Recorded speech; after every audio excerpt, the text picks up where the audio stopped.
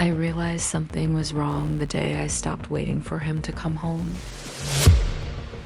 Not because I didn't miss him, but because I already knew what version of him would arrive. Some nights, he walked through the door distracted, distant, already tired of me before even seeing my face, and I stayed quiet, trying to read his mood like survival depended on it. There were no kisses hello, no warmth, no curiosity about my day, just silence. Heavy, practiced, familiar. I learned quickly that affection wasn't something I could expect. It was something I had to earn or wait for. During the day, I barely crossed his thoughts. No messages, no calls, no, "Are you okay?" As if I existed only in specific hours, under specific conditions. At night, everything shifted, his attention suddenly returned. His body close, his need urgent, and the contrast made my chest tighten. I lay there wondering how someone could ignore your existence all day and still expect access to you at night.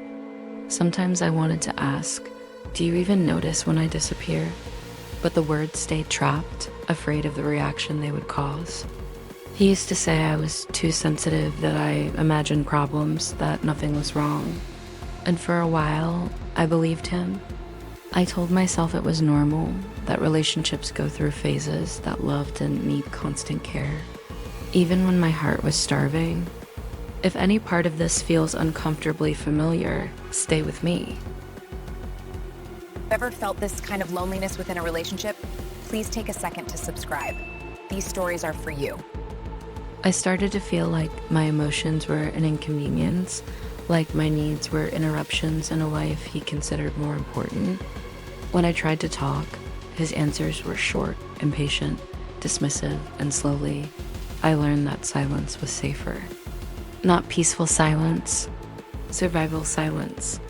I stopped sharing my thoughts, stopped expressing disappointment, stopped expecting tenderness, and something inside me began to shut down. The bed became the only place where he noticed me, and even there, I felt unseen, reduced, replaceable. I remember staring at the ceiling one night, counting seconds, thinking how strange it was to feel lonely while someone was right beside me.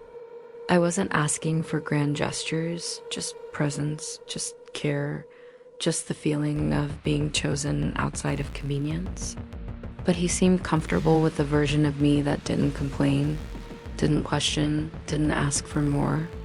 And I hated myself for adapting so well to a love that was slowly erasing me. I noticed how I started doubting my own feelings, minimizing my pain, explaining his behavior to protect what little connection we had left. That's when I understood. The hardest part wasn't being neglected, it was learning to accept it as normal. One night, when he reached for me again, something felt different. Not dramatic, not loud, just empty. And in that emptiness, a question finally formed, clear and undeniable. What am I losing by staying quiet?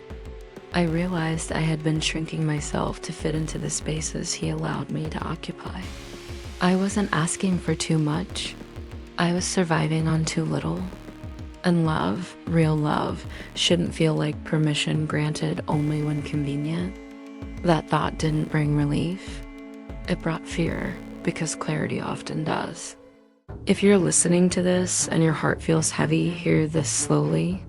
Love is not something you earn by being quiet. Your presence is not a burden, and your needs are not flaws. Being wanted only in certain moments is not the same as being loved.